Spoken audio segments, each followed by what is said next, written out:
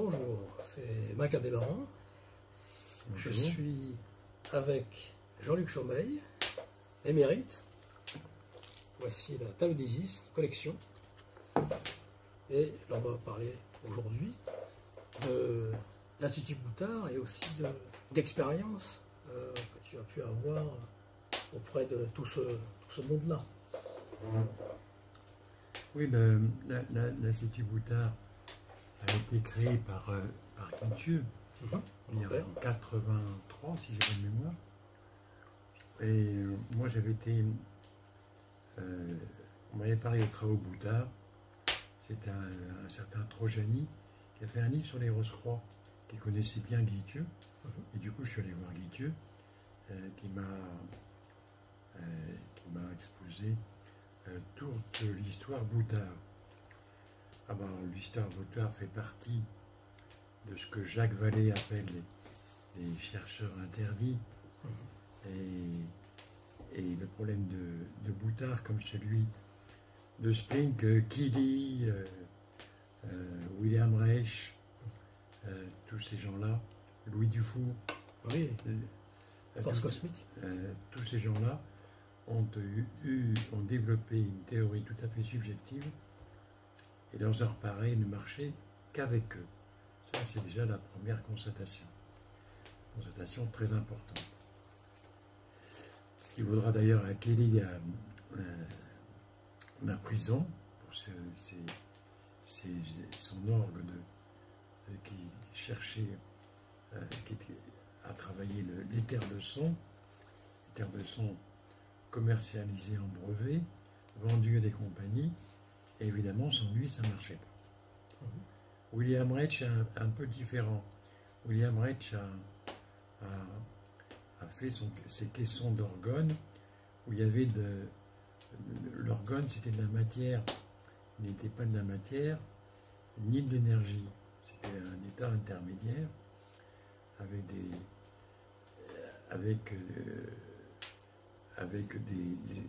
un caisson électromagnétique qui permettait à cette demi-matière d'exister et de se multiplier.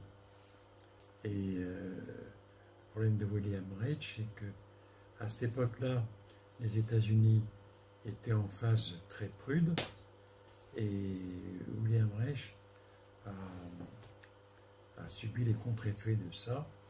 Il a été accusé de prôner l'énergie sexuelle à tout cran pour la jeunesse américaine, ce qui lui a valu la prison.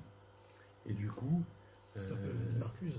Et même on l'avait mis, il a été interné, je crois, si j'ai bonne mémoire. C'est dommage parce que les travaux de William Reich étaient très intéressants au niveau de cette demi-matière énergie, et là il y avait un côté tout à fait passionnant. Cette matière énergie que l'on retrouve d'une façon plus historique dans l'histoire de la manne des Hébreux. La manne des Hébreux qui permettait de nourrir tout un peuple après une disette. Et là, bon, il s'agit de climat évidemment, donc un climat assez chaud la journée, un peu froid la nuit. Évidemment, ça permettait un certain nombre de condensations, et cette manne était le résultat d'un passage de température très élevée à une température un peu plus froide. Et ce n'était ni la matière, mais en revanche, à l'analyse, cette manne produisait un certain nombre de vitamines et permettait de nourrir un certain nombre de choses, de gens. Cette manne des Hébreux, qu'on appelle dans les jargons des campagnes les cheveux d'ange ou les fils de la Vierge. Alors les fils de la Vierge et les cheveux d'ange, selon les régions,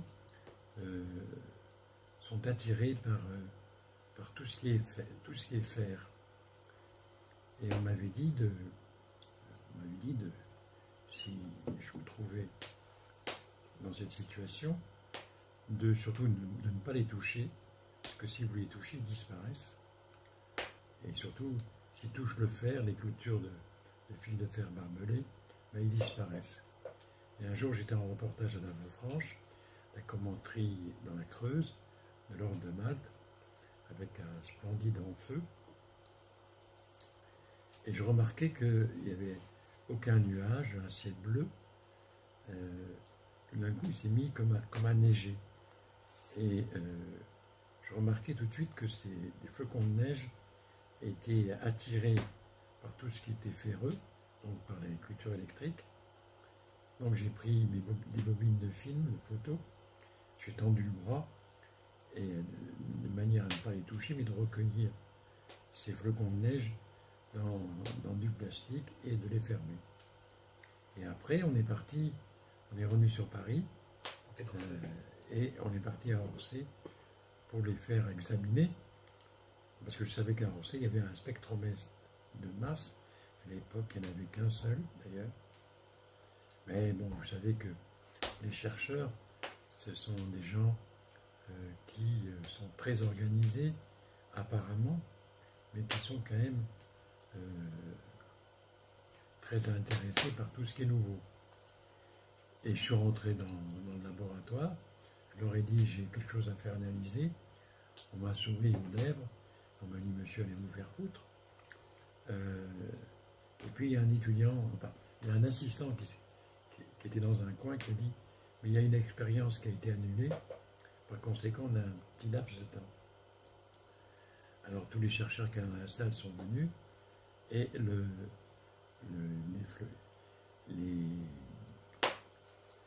les flocons de neige de la manne qui étaient dans les tubes en plastique de photo ont été analysés.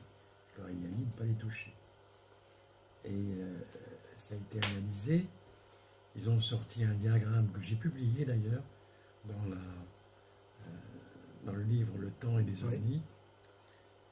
Oui. Et le diagramme montre qu'il y avait des pics de plusieurs métaux, mais que c'était des corps polymères, donc instables, avec une masse globale, masse 44.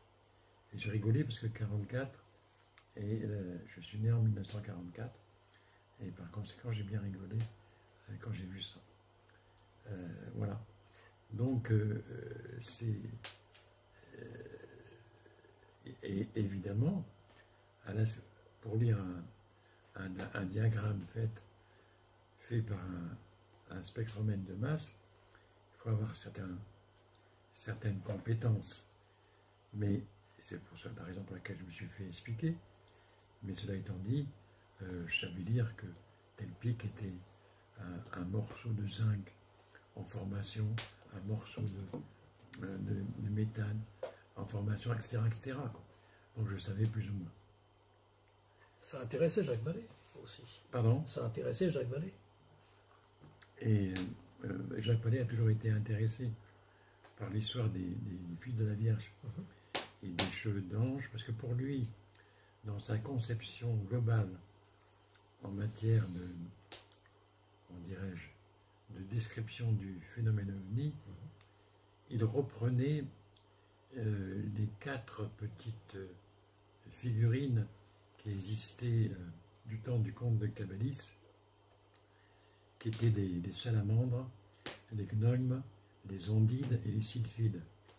Pour lui, les ovnis étaient un état de mimétisme qui cachait certaines fonctions de la nature mystérieuse, de la nature agissante, de la nature naturanda, comme on dirait. C'est Kirk, un peu plus mystérieuse. Alors, Jacques Vallée était très intéressé par l'alchimie, et c'est pour ça qu'il s'est intéressé aux Rose-Croix. Il était Rose-Croix. Aux vrais Rose-Croix. Je ne parle pas des Rosicruciens, je parle des Rose-Croix. C'est-à-dire, la plupart des vrais Rose-Croix, ce sont ceux qui sont rattachés à la Rose-Croix d'Or du XVIe siècle. Donc, des opératifs qui travaillaient uniquement sur l'alchimie et sur et sur ces fonctions d'ubiquité qu'avait le Rose-Croix au niveau des grandes fêtes par rapport à d'autres frères. On connaissait toutes les légendes de la Rose-Croix d'Or, y compris celle de comment il s'appelle, Lytton, Baldur Lytton, ouais. sur Zanoni. The Coming Race. Zanoni, ça c'était un très beau roman où L'énergie du vril aussi. l'on voit qu'il y a un Rose-Croix qui a dépassé les 500 ans. Et évidemment, pour un Rose-Croix qui a 500 ans, tomber amoureux, c'est difficile. Ben, je vous laisse lire la fin du livre, vous verrez ce qu'il arrive à Zanoni. Mais bon, il y a Jacques Vallée était très intéressé parce que là, on comprenait qu'il y avait un savoir caché depuis la nuit des temps qui apparaissait avec différents symboles selon les époques et qui aujourd'hui pouvait apparaître sous une autre forme. Donc une espèce de mimétisme. Oui. Dont parle c'est tout à fait sa théorie sur le Passepartout Magonien, la visite de la Magonie. Tu as pu le rencontrer d'ailleurs, Jacques Vallée. Oui, c'est que bon, ils en sont tous à peu près, que ce soit Gilda Bourdet, que ce soit Jean Sider, que ce soit Chibo, le chinois, ils sont tous à peu près arrivés aux mêmes conclusions avec différentes variantes. Ça se rapproche de Jung aussi. Ça se rapproche de la. Mais la définition d'un ovni, c'est-à-dire toi les boulons, on a pris un sérieux coup sur le ciboulot. Il y a quelque chose derrière les ovnis, il y a quelque chose de bien plus fin. Et je raconte par exemple aussi, dans Le Temps et les ovnis, l'histoire de. Là c'était simple, on voulait déterminer tous les critères qui définissent les ovnis. D'où le titre d'ailleurs, qui est un résumé, Le Temps et les ovnis. Le temps considéré comme vivant, jusqu'au bas Moyen-Âge, c'était le cas du bas Moyen-Âge. Après ça a été abandonné bien sûr, mais là il y a une notion qui est très intéressante, où l'on voit que cette espèce de panthéisme universel conduit à des sortes d'apparitions des armées dans le ciel, du côté de Lyon, par exemple, ou des apparitions de ce qu'on appelle les vierges. Les histoires de Fatima, de Medjugorje, celles de toutes ces apparitions. Est-ce que c'est vraiment une apparition de quelque chose qui ressemble à? Ça, c'est à définir. C'est une apparition qui porte un message par la forme, mais le fond, on ne le connaît pas. Et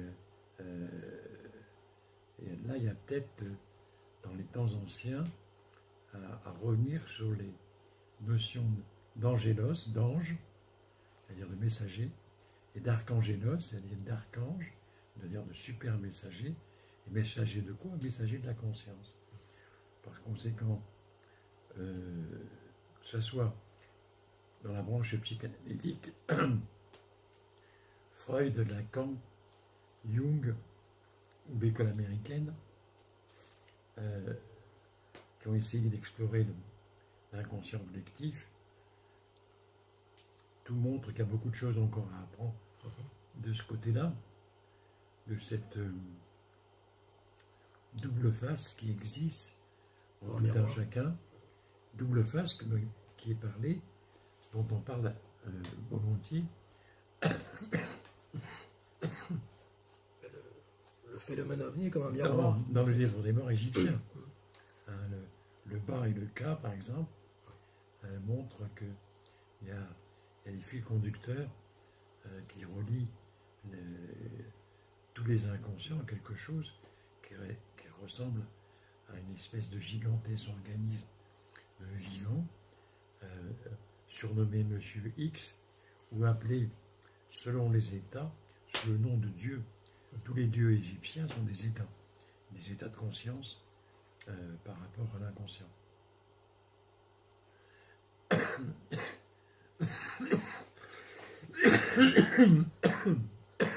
On pourrait dire que le phénomène il est comme un miroir aussi. Il reflète mais n'enseigne pas. Donc, finalement, rien de nouveau sous le soleil, mais il y a toujours cette invitation à l'erreur provoquée par des masques et des métamorphoses apparentes. On vous le dit, hein, protéiforme, c'est proté. Il faut déchirer le voile d'Isis, oui, c'est ça. Pour la connaître. Ben là, c'est pareil. Il faut déchirer le voile de tous les dieux pour en connaître le fond. Et alors là, bon, la dimension extraterrestre prend toute sa valeur, mais au niveau du sacré.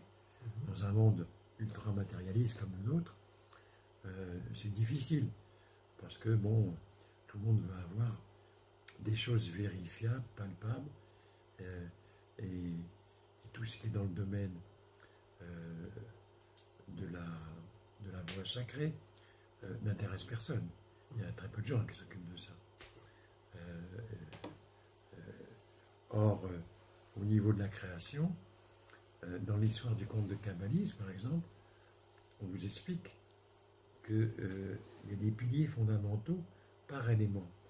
Et les élémentaux, c'est-à-dire les salamandres, les salamandres qui sont les entités du feu, les ondines qui sont les entités de l'eau,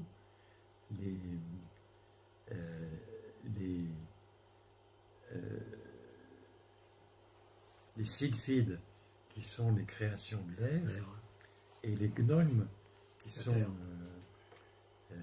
les entités de la terre, montrent qu'il y a des puissances, qu'il y a une hiérarchie de 4 piliers, élément par élément, et éléments qui se décomposent,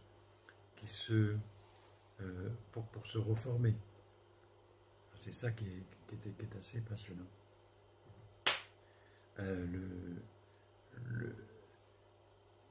Chaque chercheur travaille sur ce genre d'état, à la fois entre la mi-matière et l'énergie sacrée, est confronté à ce genre de vision. C'est la thèse de Jacques Vallée. Pour Jacques Vallée, il appelle ça la magonie, oui. C'est-à-dire le pays de son enfance, pratiquement.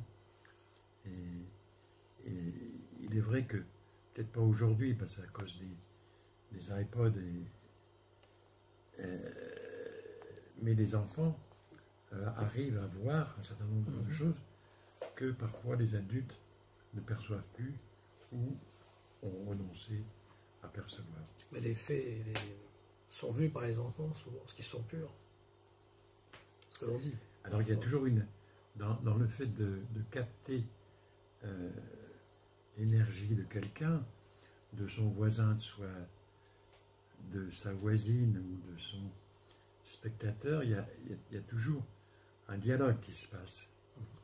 Et s'il y en a un qui est fermé, il n'y a pas de dialogue. Et par conséquent, il n'y a pas de connaissance de l'un ou de l'autre, il n'y a que des interprétations. Et dans le domaine du sacré, il y a un mariage mystique d'emblée entre les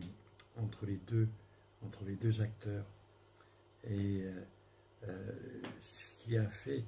Alors après, il y a eu des dérives au niveau de l'énergie sacrée, notamment sur la Kundalini, parce qu'ils se sont dit, ah ben oui, donc l'énergie sacrée, ça vient du sexe. Non, le sexe est une partie de l'homme matériel, mais son énergie sacrée ne vient pas du sexe. Ça, ce sont des gens qui, encore une fois, travestissent pour leur plaisir, hein, tout simplement.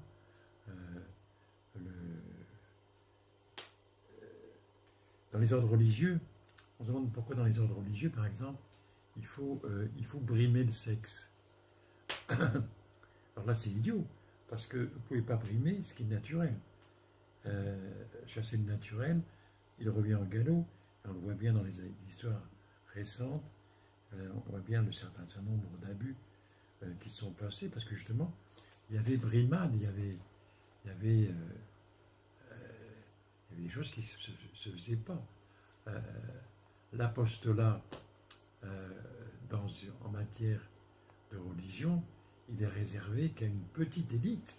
Alors, si vous prononcez ce mot élite, c'est fini, on vous taxe tous les noms. Mais l'apostolat, c'est autre chose. L'apostolat, c'est se donner corps et âme à une grande idée qui relie tous les hommes. Et évidemment, si vous êtes empêtré dans vos histoires personnelles de sexe ou de mensonges, vous ne pouvez pas vous intéresser à l'humanité. Pour faire un apostolat de quelque chose, il faut être entièrement libre d'eux. Et il y a certains qui ne vont pas être mariés non plus. Si vous êtes marié, vous ne pouvez pas vous intéresser à un ordre social particulier. Donc, évidemment, les religions ont bâti des théories, des principes là-dessus, en disant, pour l'apostolat, pas de sexe, pas de machin, mais tout le monde n'est pas capable d'être un saint. Et ça a été le problème des religions. Et la religion n'aurait pas dû être, comment dirais-je, travailler en ordre collectif, parce qu'elle ne pouvait pas travailler en ordre collectif. Elle aurait dû rester primitive comme elle était aux temps anciens, et dans n'importe quel pays du monde d'ailleurs. Alors, l'avantage du christianisme, et ça c'est la plus belle des choses, c'est que ils ont trouvé quelque chose qui, dans le cadre de la mythologie, surpassait toutes les religions. Bien que chez Pythagore, bien que chez les Égyptiens, on parle des voyages du pharaon avec les dieux, d'une certaine éternité. Mais chez les chrétiens, la résurrection, c'est nouveau. Et comme disait le père Romanet de Saint-Sulpice, avant qu'il détruise la religion catholique, il se lèvera des ponts. Parce que c'est du solide, c'est une marge de plus, ce concept de la résurrection. Alors, tout ce qui s'est passé tout récemment, c'est-à-dire dans les 60 dernières années, dans le cadre de l'histoire de Rennes-le-Château, de son prioration fictif, et évidemment de Jésus-Christ marié avec Marie-Madeleine, ce qui n'était pas nouveau, puisqu'un pasteur autrichien l'avait écrit en 1850. Tout ce qu'il voulait, c'était casser les religions en attaquant le principe de la résurrection par l'intermédiaire de son incarnation, Marie-Madeleine. Avec c'est Marie-Madeleine qui voit Jésus lors de sa résurrection. Vous avez une très, très belle fresque d'ailleurs à la Tour Saint-Jacques, qui était à la Tour Saint-Jacques. La Tour Saint-Jacques est dedans. Qui sont dans les cours de Louvre, dans les cartons du Louvre, où on voit Marie-Madeleine qui va parler aux apôtres en leur disant il est toujours là. Seulement il m'a dit de ne pas m'approcher de lui, car c'était dangereux. Alors ça c'est intéressant, c'est dans ce qu'on appelle le phénomène de l'aura en matière d'arcana arcanorum, c'est-à-dire une espèce d'émanation, de rayonnement qui est extrêmement puissant et qui est nuisible à des êtres, à des terriens. Et ça, c'est assez passionnant, parce que c'est une bonne description de ce qu'on appelle le suprême arcanum dans l'histoire de Memphis Misraïm. Et bon, ils en parlaient plus ou moins dans, dans l'Égypte, en Grèce, le mystère d'Éleusis, dans le mystère des Kabyres, dans les mystères d'Isis et d'Osiris, dans toutes les gnoses, on parlait plus ou moins de ça, mais pas aussi, pas autant d'une façon précise, très précise. Et cette résurrection, ben, c'est l'apanage du christianisme primitif, c'est-à-dire avant qu'il ne soit organisé, c'est-à-dire avant 325, avant le concile de Nicée. Oui, Nicée. Et ça, c'est important.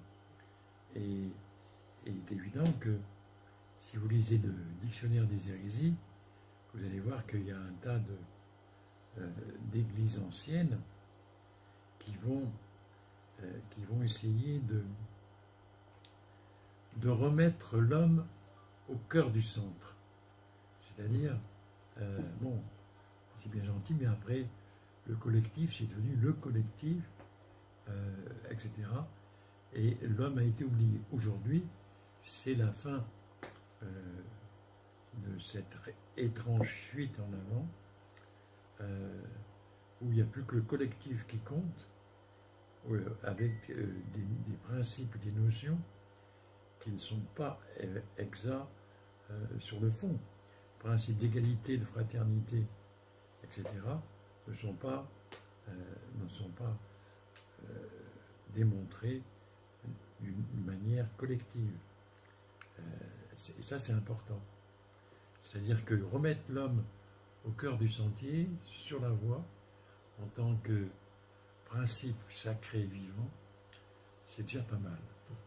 Mais pas lui donner tous les pouvoirs que lui donne le collectif. Ça, c'est du New Age très dangereux. L'homme n'est pas un dieu. Tous ceux qui ont fait des expériences mystiques et qui sont taxés, là, vous voyez, les saints, ils ont une auréole, ça veut dire qu'ils sont devenus intemporels.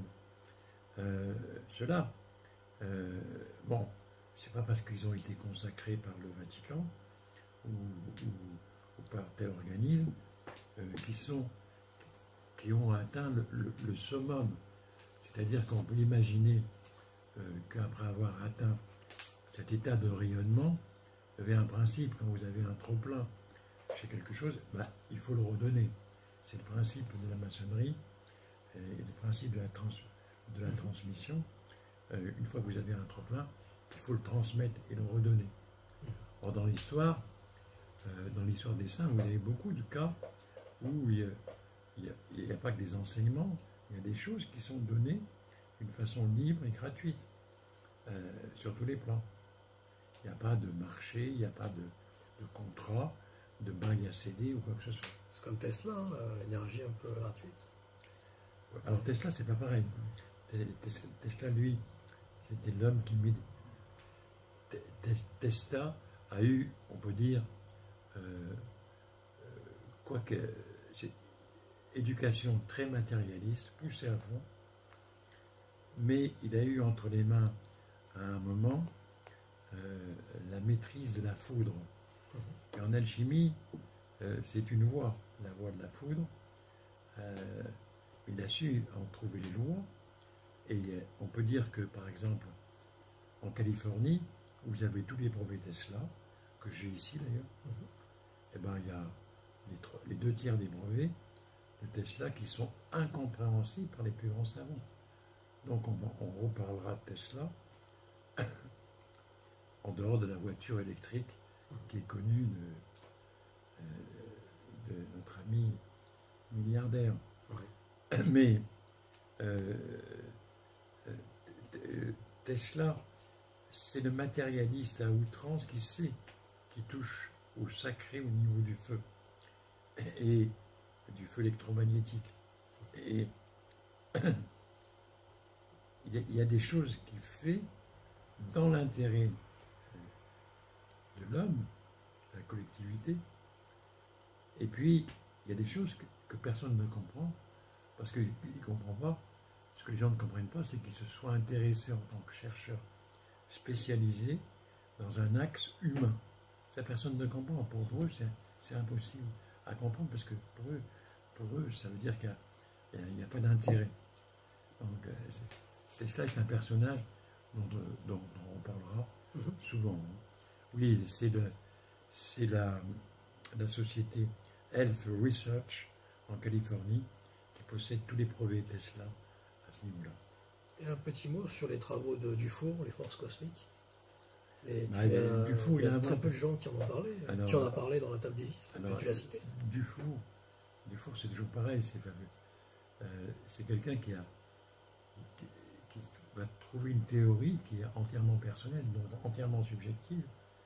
Pour lui, il y a l'énergie du vrai et l'énergie du faux. Et comment caractériser l'une et caractériser l'autre? Pour lui, c'est simple, c'est par la conscience. Vous voyez que derrière Dufour, ce qui me semble être une plaisanterie, comment dirais-je, de chercheurs physiciens au premier degré, il y a tout un contexte intéressant sur la conscience. C'est-à-dire que c'est par la conscience qu'on sait si on est dans le vrai, donc si on touche à l'énergie du vrai, ou c'est par la conscience qu'on sait que c'est l'énergie. Alors qu'est-ce qui est vrai, qu'est-ce qui est faux? Ça, c'est une vague notion. On dit que sur ces deux principes, Dufour, il a fait un certain nombre d'appareils. D'appareils qui là aussi n'étaient pas expérimentaux, qui ne marchaient qu'une fois et qui étaient entièrement subjectifs. Comme Lakowski aussi.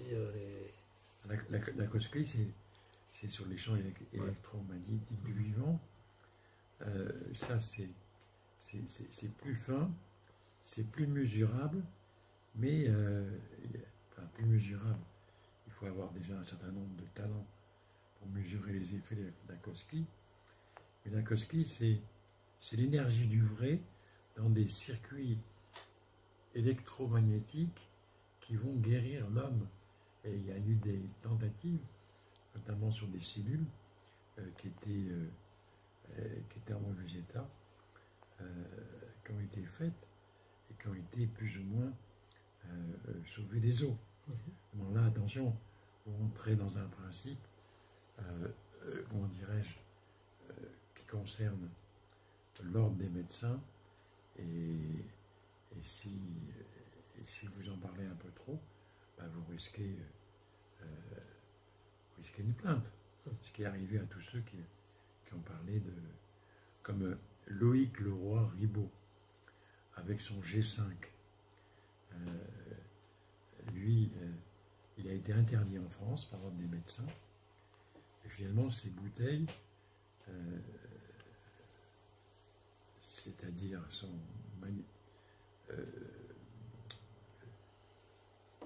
ces bouteilles d'énergie se vendaient en Irlande. D'Irlande, il est repassé en Suisse, et de Suisse, il n'a pas pu rentrer en France, il les vendait. On peut en trouver en Suisse, et on peut toujours en trouver en Irlande, etc. Et sur des milliers de cas, il a démontré que il guérissait un certain nombre de gens. Mais le problème des guérisons, il est simple.